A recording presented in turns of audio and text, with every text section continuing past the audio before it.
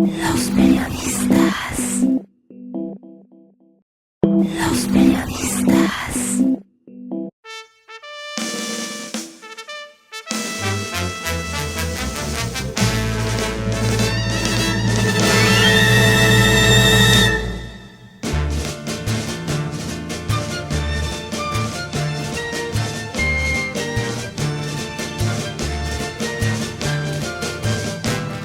Salacaín hojeaba una reproducción facsimilar de 1607.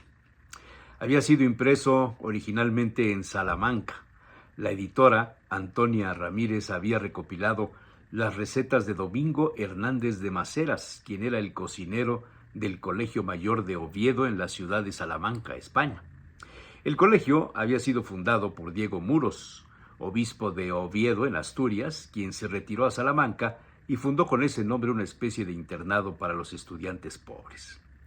Había ciertos requisitos para entrar al Colegio Mayor de Oviedo. Primero, ser pobre, demostrar la pureza de sangre y una preparación académica básica. El colegio daba el resto: hospedaje, alimentación y facilidad para continuar los estudios. Domingo Hernández de Maseras era el cocinero responsable de dar de comer a 16 estudiantes llamados colegiales y 2 capellanes responsables del grupo. Pero Domingo tenía poco presupuesto y necesitó de un gran ingenio y habilidades en la cocina para cumplir su tarea de 2 comidas diarias acomodadas a las estaciones del año y de las festividades religiosas como la Cuaresma, por ejemplo. Así, logró Domingo reunir 142 recetas donde se describen los detalles de su preparación. El libro revela, además de las costumbres, la riqueza en hidratos de carbono y proteínas. Por ejemplo, cada alumno recibía 1,5 libras de carne de carnero por persona y día. Por lo leído, aquella tarde Salacaín concluía sobre la preparación de Domingo Hernández de Maseras. Usaba términos de cocina especializada, conocidos ya a principios del siglo XVII. Por ejemplo, lamprear, componer o guisar una vianda, friéndola o asándola primero, cociéndola después en vino o agua con azúcar o miel y especia fina, a lo cual se añade un poco del agrio al tiempo de servirla, dice el diccionario de cocina. Escalfar es una técnica de cocción que consiste en calentar un alimento en un líquido a una temperatura alta pero no hirviendo, mientras se agita lentamente. La palabra escalfar proviene del latín escalfachere, que significa calentar. También lo dice el diccionario.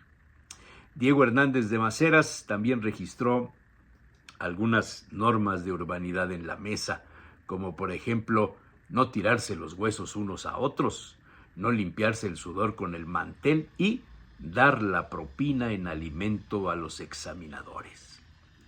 El libro de arte de cocina estaba dedicado a don Pedro González de Acevedo, obispo de Plasencia del Consejo de Su Majestad, y estaba avalado por el mismísimo rey. No era fácil leerlo. La copia facsimilar era eso, una reproducción del original escrito en castellano antiguo de 1607, por tanto muy difícil de interpretar. Se necesitaba mucha paciencia.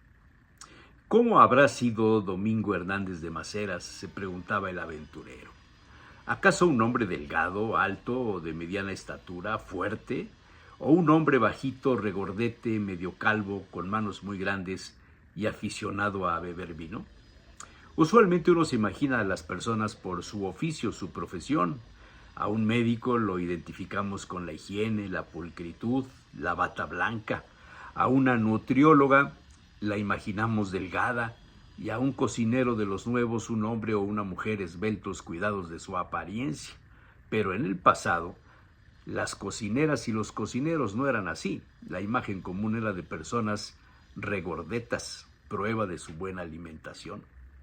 Salacaín recordaba a las mayoras del café Aguirre de la 5 de Mayo o de la princesa del Portal Iturbide.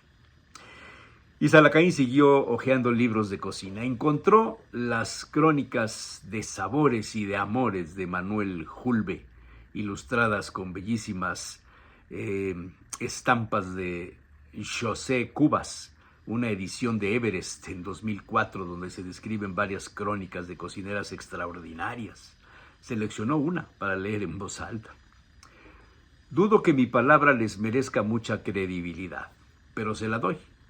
Yo lo he tenido entre mis manos. No era más voluminoso que un tomo de cualquier enciclopedia.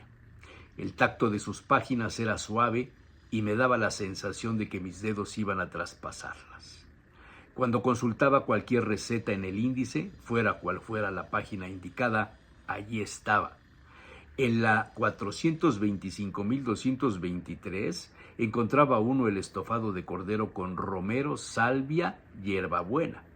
En la 726.868, las tejas de almendra con miel. Era el recetario de la corte celestial. Así me lo juró reiteradas veces Trinidad. Ella no sabía explicar por qué su familia poseía tal divino libro. Padres, abuelos y bisabuelos lo tuvieron desde siempre en su biblioteca y por muchos esfuerzos que hicieron no llegaron a desvelar su procedencia.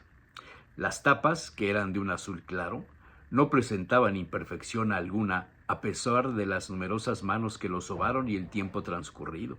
Sus páginas estaban inmaculadas, sin rastro de huellas dactilares ni ennegrecidas por los bordes y, tanto en el lomo como en las tapas, se podía leer en refulgentes y doradas letras: recetario de la corte celestial.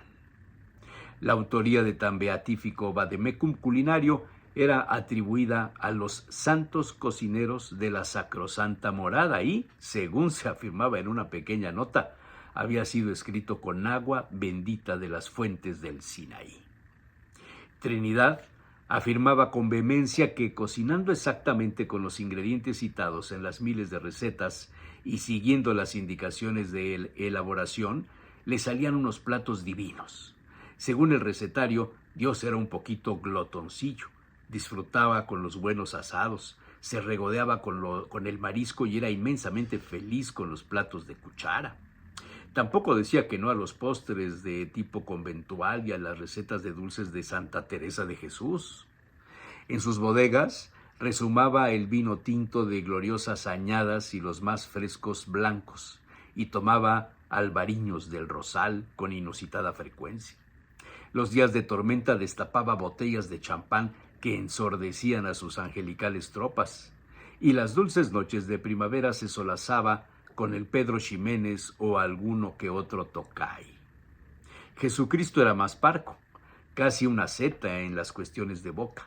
Muy dado a la verdura, era amante de las cremas de espinacas y de los revueltos de ajos tiernos y despreciaba el vinagre aunque fuera de Módena. La Virgen destacaba por su refinado paladar. Era partidaria de pequeñas y aromáticas raciones que le cocinaba el fallecido Troagras y de pastas y cremas ligeras. Los más golosos resultaban ser los innumerables serafines y querubines que se pringaban las alas con las salsas de chocolate y los helados de caramelo. En una de las innumerables notas del libro se explicaba que la caída en desgracia del ángel soberbio se debió a una discusión con el sumo hacedor sobre el punto de cocción de un enorme chuletón de buey. El íncubo abogaba por una carne muy hecha, mientras que Yahvé defendía una carne sonrosada, tierna y jugosa con un punto de sangre. El resultado es de todo sabido. Satanás fue condenado a achicharrarse entre las llamas hasta el fin de los tiempos. Consulté miles de veces tan santo libro, pero cuando más disfrutaba era cuando Trinidad me cocinaba. La verdad es que comía como Dios. Vaya tarde de lecturas en busca primero de la distracción, pero realmente el placer fue despertado, tentado. Salacaín intentaría hacer alguna de las recetas de don Domingo Hernández de Maceras y elogiar su cocina. Pero esa es otra historia.